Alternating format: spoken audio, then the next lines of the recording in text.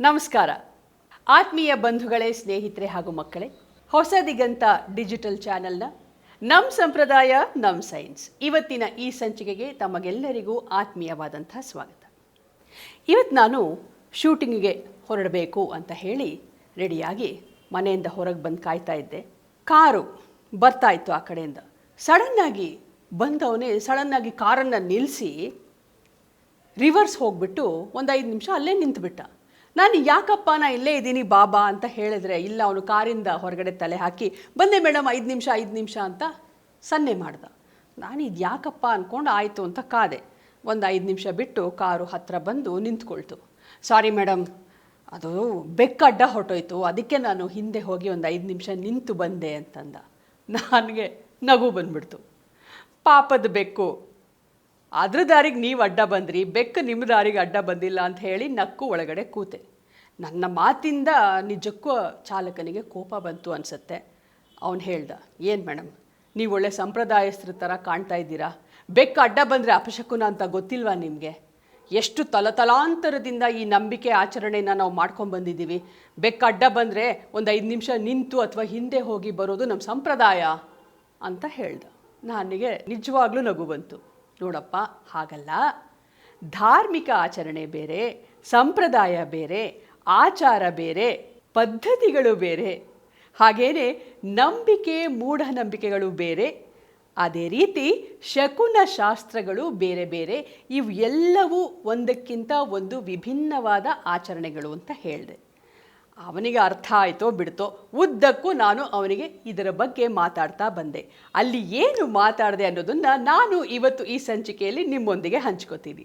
ನಮ್ಮಲ್ಲಿ ಧಾರ್ಮಿಕ ಆಚರಣೆಗಳ ಜೊತೆಗೆ ಹಲವಾರು ನಂಬಿಕೆಗಳನ್ನು ಕೂಡ ನಾವು ರೂಢಿಸ್ಕೊಂಡು ಬಂದಿದ್ದೀವಿ. ಇದು ಕೇವಲ ನಂಬಿಕೆಯಾಗೇ ಉಳಿಯದೆ ಅನೇಕ ಮೂಢನಂಬಿಕೆಗಳು ಇದರಲ್ಲಿ ಸೇರಿಕೊಂಡಿವೆ. ಅದರಲ್ಲೂ ಶಕುನ ಶಾಸ್ತ್ರವನ್ನು ನಮ್ಮಲ್ಲಿ ಜನರು ಹೆಚ್ಚಾಗಿ ನಂಬ್ತಾರೆ. ಮೈ ಮೇಲೆ ಹಲ್ಲಿ ಬಿದ್ದರೆ, ಕಾಲನ್ನು ಎಡವಿದ್ರೆ, ಅದರಲ್ಲೂ ಎಡಗಾಲು ಎಡವಿದ್ರೆ, ಬಲಗಾಲು ಎಡವಿದ್ರೆ, ಈ ರೀತಿಯಾಗಿ ಬೆಕ್ಕು ಅಡ್ಡ ಹೋದರೆ, ಈ ರೀತಿಯಾಗಿ ಅನೇಕ ಶಕುನಗಳನ್ನು ಶುಭ ಶಕುನ, ಅಪಶಕುನ ಅಂತ ನಮ್ಮ ಜನರು ಪಾಲಿಸುವುದುಂಟು. ಬೆಕ್ಕು ದಾರಿಗೆ ಅಡ್ಡವಾಗಿ ಬಂದರೆ ಒಳ್ಳೆಯದಲ್ಲ, ಯಾವುದೋ ಅಶುಭದ ಸೂಚನೆ ಅನ್ನೋ ನಂಬಿಕೆ ನಮ್ಮ ಭಾರತೀಯರಲ್ಲಿದೆ. ಇದು ಕೇವಲ ಭಾರತದಲ್ಲಿ ಮಾತ್ರ ಅಲ್ಲ, ವಿದೇಶಗಳಲ್ಲೂ ಕೂಡ ಈ ನಂಬಿಕೆ ಚಾಲ್ತಿಯಲ್ಲಿದೆ ಅಂದರೆ ನೀವು ನಂಬಲೇಬೇಕು. ನಮ್ಮಲ್ಲಿ ಹೆಚ್ಚಾಗಿ ಕಪ್ಪು ಬೆಕ್ಕು ಅಡ್ಡ ಹೋದರೆ ಅದು ಅಶುಭ ಅನ್ನೋ ನಂಬಿಕೆ ಇದ್ದರೆ, ಕೆಲವೊಂದು ದೇಶಗಳಲ್ಲಿ ಅಂದರೆ ಬ್ರಿಟನ್, ಜರ್ಮನಿ, ಐರ್ಲ್ಯಾಂಡ್, ಯುರೋಪ್ ಇಂಥ ದೇಶಗಳಲ್ಲಿ ಕಪ್ಪು ಬೆಕ್ಕು ಅಡ್ಡ ಬಂದರೆ ಅದು ಶುಭ ಶಕುನ ಅನ್ನೋ ನಂಬಿಕೆ ಅವರಲ್ಲಿದೆ. ಬೆಕ್ಕು ನಾವು ನಡೆಯುವ ದಾರಿಗೆ ಅಡ್ಡಲಾಗಿ ಬಂದರೆ ಇದು ಭವಿಷ್ಯದಲ್ಲಿ ಏನೋ ಅಶುಭ, ಕೆಟ್ಟದ್ದು ನಡೆಯುತ್ತೆ ಅನ್ನುವ ಸೂಚನೆ ನೀಡುತ್ತೆ ಅನ್ನೋ ಒಂದು ನಂಬಿಕೆ ನಮ್ಮಲ್ಲಿದೆ. ಹಾಗಾದರೆ ನಿಜವಾಗಿ ಬೆಕ್ಕು ಅಡ್ಡ ಬಂದರೆ ಒಳ್ಳೆಯದಾಗಲ್ಲ ಅನ್ನೋದು ಸತ್ಯನಾ? ಶಕುನ ಶಾಸ್ತ್ರ ಇದಕ್ಕೆ ಏನು ಉತ್ತರ ಕೊಡುತ್ತೆ ಅನ್ನೋದನ್ನು ಕೊಂಚ ಮಟ್ಟಿಗೆ ಇವತ್ತಿನ ಸಂಚಿಕೆಯಲ್ಲಿ ತಿಳ್ಕೊಳ್ಳೋಣ. ಜ್ಯೋತಿಷ್ಯ ಶಾಸ್ತ್ರದ ಪ್ರಕಾರ ದಾರಿಯಲ್ಲಿ ಹೋಗುವಾಗ ಬೆಕ್ಕು ಅಡ್ಡ ಬಂದರೆ ಅಶುಭ ಅಲ್ಲ. ಆದರೆ ಬೆಕ್ಕು ಬಲದಿಂದ ಎಡಗಡೆಗೆ ಹೋದರೆ ಮಾತ್ರ ಅಪಶಕುನ ಅಂತ ಜ್ಯೋತಿಷ್ಯ ಶಾಸ್ತ್ರ ಹೇಳುತ್ತೆ. ಅಂಥ ಸಮಯದಲ್ಲಿ ಕೆಲ ಸಮಯ ಅಲ್ಲೇ ನಿಂತು ನಂತರ ಮುಂದುವರಿಯಬೇಕು ಅಂತ ಹೇಳುತ್ತೆ. ಇನ್ನು ಜ್ಯೋತಿಷ್ಯ ಶಾಸ್ತ್ರದ ಪ್ರಕಾರ ರಾಹು ಗ್ರಹವನ್ನು ಅಶುಭ ಗ್ರಹ ಅಂತ ಪರಿಗಣಿಸಲಾಗಿದೆ. ಇದು ಎಲ್ಲರಿಗೂ ಗೊತ್ತೇ ಇದೆ. ರಾಹು ಗ್ರಹದ ಪ್ರಭಾವದಿಂದ ಜೀವನದಲ್ಲಿ ನಕಾರಾತ್ಮಕ ಪರಿಣಾಮಗಳು ಉಂಟಾಗತ್ವೆ. ಹಾಗಾಗಿ ರಾಹು ಗ್ರಹದ ವಾಹನವಾಗಿರುವ ಬೆಕ್ಕು ಒಳ್ಳೆಯ ಕೆಲಸಕ್ಕೆ ಹೋಗುವಾಗ ಅಡ್ಡ ಬಂದರೆ ಅಶುಭವಾಗತ್ತೆ ಅಂತ ಜ್ಯೋತಿಷ್ಯ ಶಾಸ್ತ್ರ ಹೇಳುತ್ತೆ. ಹಾಗಾಗಿ ನಾವು ಹೋಗುವ ಕೆಲಸ ಫಲಪ್ರದವಾಗುವುದಿಲ್ಲ ಅನ್ನೋ ನಂಬಿಕೆ ಇದೆ. ಜೊತೆಗೆ ದುರ್ಘಟನೆಗಳು ಸಂಭವಿಸುವ ಸಾಧ್ಯತೆ ಕೂಡ ಇದೆ ಅಂತ ನಂಬೋದ್ರಿಂದ ಬೆಕ್ಕು ಅಡ್ಡ ಬಂದಾಗ ಸ್ವಲ್ಪ ಹೊತ್ತು ಅಲ್ಲೇ ನಿಂತು ನಂತರ ಹೋಗುವ ರೂಢಿ ಇಂದಿಗೂ ಇದೆ.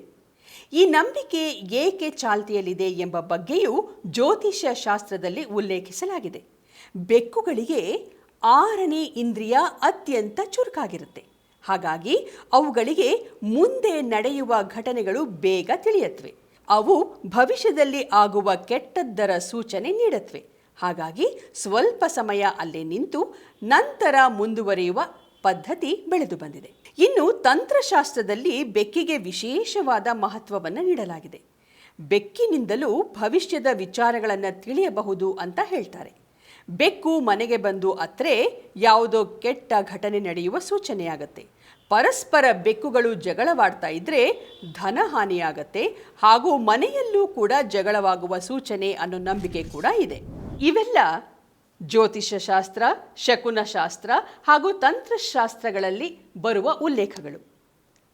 ನಿಜವಾಗಿ ನಮ್ಮ ಹಿಂದಿನವರು ಯಾಕೆ ಬೆಕ್ಕು ಅಡ್ಡಲಾಗಿ ಬಂದು ಹೋದಾಗ ಸ್ವಲ್ಪ ಹೊತ್ತು ನಿಂತು ಹೋಗ್ತಾ ಇದ್ರು ಅನ್ನುವ ಬಗ್ಗೆ ಕಾರಣಗಳನ್ನು ಕೆದಕ್ತಾ ಹೋದಾಗ ನಮಗೆ ಸಿಕ್ಕಿದ್ದು ಈ ಮಾಹಿತಿಗಳು. ಹಿಂದೆ ಎಲ್ಲ ಜನರು ಎತ್ತಿನ ಗಾಡಿ, ಕುದುರೆ ಗಾಡಿ ಇವುಗಳ ಮೂಲಕ ಒಂದು ಊರಿನಿಂದ ಮತ್ತೊಂದು ಊರಿಗೆ ಹೋಗ್ತಾ ಇದ್ರು. ಹೀಗೆ ಹೋಗುವಾಗ ಕೆಲವೊಮ್ಮೆ ಕತ್ಲಾಗ್ತಾ ಇತ್ತು. ಆಗ ಈ ರೀತಿ ಬೆಕ್ಕು ಅಡ್ಡ ಬಂದರೆ ಅದರ ಕಣ್ಣುಗಳು ಕತ್ತಲೆಯಲ್ಲಿ ಹೊಳೆಯೋದ್ರಿಂದ ಎತ್ತು ಕುದುರೆಗಳು ಭಯ ಪಡ್ತಾ ಇದ್ವು. ಆಗ ಗಾಡಿ ಓಡಿಸುವವರು 1-2 ನಿಮಿಷ ಗಾಡಿ ನಿಲ್ಲಿಸಿ ನಂತರ ಮುಂದುವರಿಸ್ಕೊಂಡು ಹೋಗ್ತಾ ಇದ್ರು. ಅಷ್ಟೇ ಕಾರಣ, ಇದೇ ಕಾರಣ. ಈ ಕಾರಣ ಕಾಲ ಬದಲಾದಂತೆ ನಂಬಿಕೆಯಾಗಿ, ಮೂಢನಂಬಿಕೆಯಾಗಿ ಇವತ್ತು ಚಾಲ್ತಿಯಲ್ಲಿದೆ ಅಂತ ಹೇಳ್ಬೋದಲ್ವಾ. ಇನ್ನೊಂದು ಕಾರಣ ಏನು ಅಂತಂದ್ರೆ, ಬೆಕ್ಕುಗಳು ಇಲಿಗಳನ್ನು ತಿನ್ನುವುದು ಸಾಮಾನ್ಯ ಹಾಗೂ ಪ್ರಕೃತಿ ನಿಯಮ.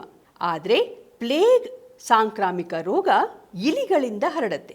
ಇಲಿಯನ್ನು ತಿಂದ ಬೆಕ್ಕು ಕೂಡ ಈ ಸೋಂಕನ್ನು ಹರಡುತ್ತೆ ಅನ್ನೋ ಕಾರಣಕ್ಕೆ ಜನರು ಬೆಕ್ಕು ಅಡ್ಡ ಬಂದರೆ ಪ್ಲೇಗ್ ಹರಡೋ ಭೀತಿಯಲ್ಲಿ ಆ ರೋಗವನ್ನು ತಡೆಗಟ್ಟೋದಕ್ಕೆ ಅಲ್ಲೇ ನಿಲ್ಲುವುದು ಅಥವಾ ಬೇರೆ ದಾರಿಯಲ್ಲಿ ಸಂಚರಿಸೋದು ಹೀಗೆಲ್ಲ ಮಾಡ್ತಾ ಇದ್ರು.